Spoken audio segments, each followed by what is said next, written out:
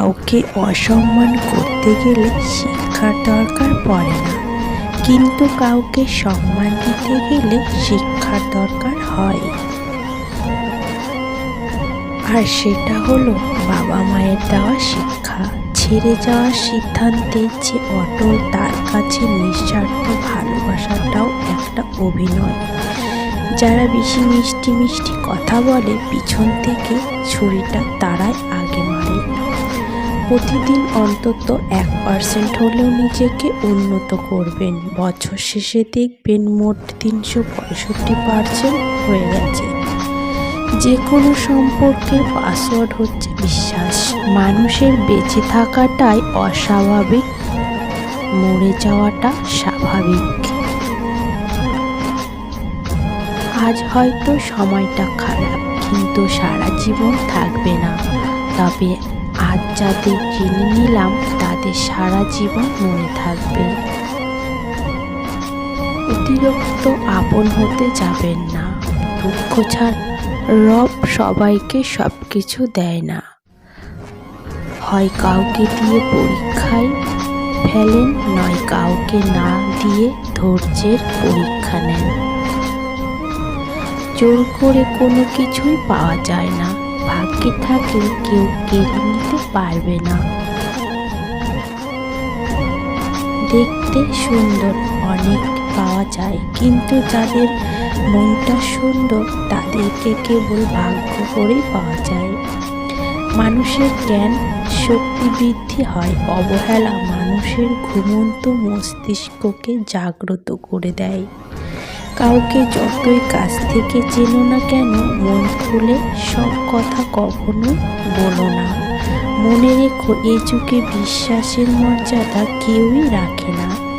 জীবনে যদি বারবার পড়ে যান, তবে পথটাকে বদলান, স্বপ্নটাকে নয়। কারণ একটা গাছ তার পাতা বদলায়, জায়গা নয়। মনোবিজ্ঞানীরা বলেন, কেউ যদি তুচ্ছ বিষয়েও অনেক হাসেন, তবে সে ভিতর থেকে খুবই একা।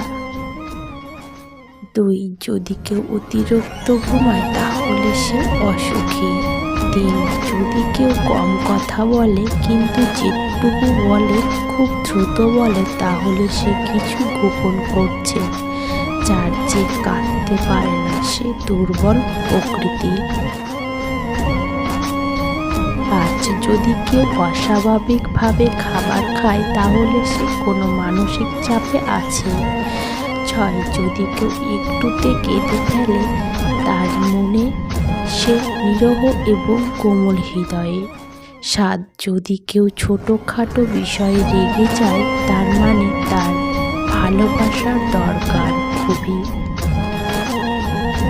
কথা বলতে যতটুকু যোগ্যতা লাগে, নীরবতা অবলম্বন করার জন্য এর চেয়ে অনেক বেশি যোগ্যতা লাগে।